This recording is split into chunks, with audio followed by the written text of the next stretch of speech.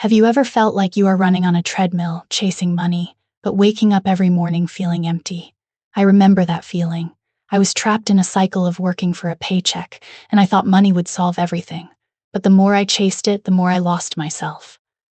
Here is the truth: when you work solely for money, you become a tool to your own ambition, not the artist of your life. The pain point: you are trading your unique voice for a salary, and that is a deal that always leaves you bankrupt inside. Let me give you my first core example. I had a friend who was a brilliant painter, but she took a corporate job for stability. She earned well, but every day she felt like she was dying inside. Her creativity, the very essence of who she was being suppressed. She wasn't showing the world her true self. She was just earning a living. That is the first lesson: you are not here to just survive. You are here to thrive by expressing who you are. I sat with her one evening in her tiny apartment surrounded by half-finished canvases covered in dust. She cried, saying, "I don't even recognize myself anymore." And I realized we all have that canvas inside us, waiting to be painted. But we hide it behind spreadsheets and deadlines, convincing ourselves that safety is more important than authenticity. Let me take you deeper. Imagine you are a gardener, but instead of planting seeds that reflect your soul, you are planting whatever the market tells you will sell. Sure, you might grow a profitable crop, but it won't be your garden. It won't have your fingerprints on it. And one day, you'll look out and see a field of strangers' choices, and you'll wonder where your own life went. So many of us live this way. We work jobs that drain us. We save money for a future that never comes. And we tell ourselves, "I'll do what I love later." But later never arrives because we're too busy being safe. The thing is, safety is an illusion. The only real security comes from living in alignment with who you are. When you do that, even if you fail with integrity. And failure is a teacher, not a tombstone. Let me give you another example. I knew a man who had built a successful business from scratch. He had money, cars, a beautiful house, but he was miserable. One night, he called me, his voice cracked with exhaustion. "I've done everything right," he said. "So why do I feel so wrong?" I asked him, "When did you last do something that made your heart sing?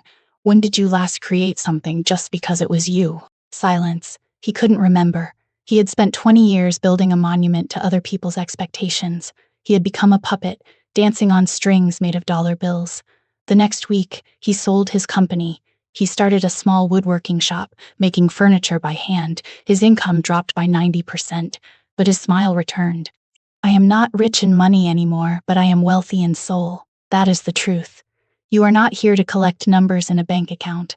You are here to carve out a piece of the universe and say, "This is me, this is what I came to give." Think about it: every great artist, inventor, or leader in history wasn't driven by a paycheck. They were driven by an inner fire to express something unique to them.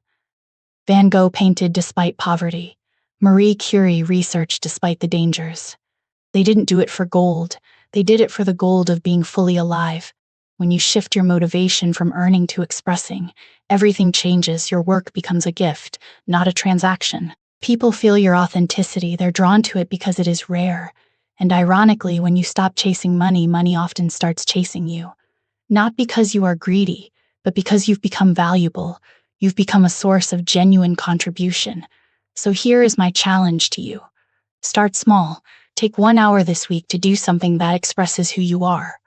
Write a poem, draw a sketch, build a shelf, volunteer for a cause you believe in. Notice how it feels. That spark is your compass. Then slowly, unapologetically, let that spark guide your choices. Change your job if you have to, or change your attitude within it. But never ever sell your essence for a salary. You won't count the money you made.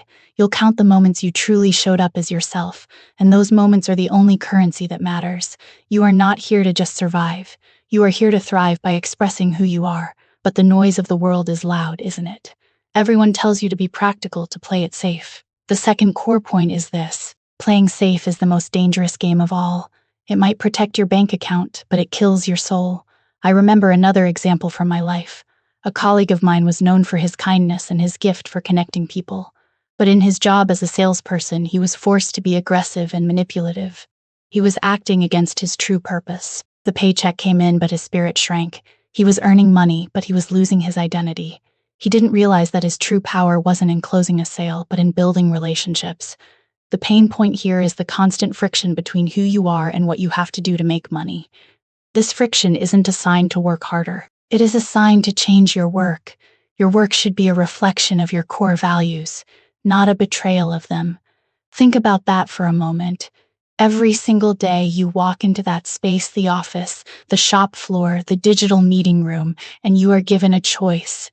Will you be a cardboard cutout of a person, doing what is expected, or will you be a living, breathing human being, doing what is true? The safe path looks easy. It promises stability, a steady stream of income, the approval of your peers, but it is a silent trap. You think you are protecting yourself, but you are actually building a cage, and the bars aren't made of metal. They're made of your own denied desires, your own unspoken dreams. My colleague, I'll call him Mark, was a master at building bridges. He could walk into any room and find common ground with a stranger, but his company's sales model was built on hustle, on high-pressure closes, on tricks. They wanted him to be a shark, but Mark was a dolphin. He was warm, intuitive, and genuinely cared about people. For 3 years, he tried to be the shark. He memorized the scripts. He practiced the hard sell in the mirror. He made his numbers just barely. But every night he'd come home feeling hollow. He was earning a decent living, but his soul was on a starvation diet. The turning point came when a client, a small business owner, broke down in tears in front of him. The aggressive tactics had pushed her to the edge of bankruptcy. Mark saw his own reflection in her despair. That is when he understood the truth. The friction he felt wasn't a sign of weakness. It was a signal from his deepest self. The pain wasn't telling him to work harder at being someone else. It was telling him to stop being someone else. He quit the next week. No safety net, no backup plan. He started his own consulting firm built entirely on his values of kindness and connection. The first year was terrifying. He took any client he could find, but he never compromised his principles. He didn't pressure anyone. He listened, he connected, he recommended cheaper solutions when they were better for the client. His bank account shrank, but his spirit grew, and then something unexpected happened. The clients he had helped, even the ones who hadn't bought anything, started sending him referrals. They trusted him. His reputation spread not through aggressive marketing, but through genuine relationships. The slow, painful, terrifying path of authenticity was actually the fastest path to sustainable success. Today, Mark's company is more profitable than the one he left. But more importantly, he wakes up every morning excited. His work isn't a chore. It is an expression of who he is. He is not earning money. He is living his identity, and the money follows. So ask yourself right now, in the crowded space of your own life, what is the friction telling you? Are you trying to fit a square peg into a round hole? Are you playing safe and slowly dying inside? The world will always reward the fake, but it will never love it. The world will always tolerate the real, but only if you have the courage to be real first. Stop asking yourself what job will make you rich. Start asking yourself what work will make you alive. Because when you are alive, when you are authentically you, the universe has a funny way of rearranging itself to support you. It will send you the right people, the right opportunities, the right moments of grace, but only if you are brave enough to stand in your own truth. And that is the secret that nobody tells you. You are not here to make a living. You are here to make a life. And the only thing standing between you and that life is the fear of leaving the safe path. So leave it. Take the step, not for the money, but for the soul. So how do we break this cycle? The third and most vital point is to shift your focus from making money to making meaning. When you start from a place of expressing your authentic self, money becomes a byproduct, not the goal. I learned this the hard way. I was once offered a high-paying job that I didn't believe in. I turned it down. It felt terrifying. But in that moment of no, I said yes to my true self. I started a small project, something I was passionate about. I wasn't doing it for profit. I was doing it to share a piece of my soul. And you know what? The money followed, slowly at first, but steadily. Why? Because when you align your actions with your identity, the universe recognizes that authenticity. It is like a magnet. Your energy attracts the right opportunities, including financial ones.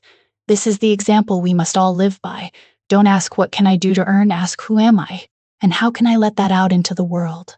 The pain point of feeling undervalued disappears when you stop valuing yourself by your net worth. Now, I invite you to imagine. Imagine waking up not because you have to, but because you can't wait to express something. Imagine your work being a canvas, not a cage. This isn't a fantasy, it is a choice.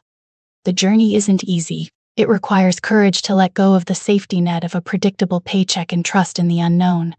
But that trust is the foundation of a life of purpose. The final scene in your story is the one you are writing right now. Every time you choose to act from a place of authenticity instead of fear, you are proving that you are not here just to make a living.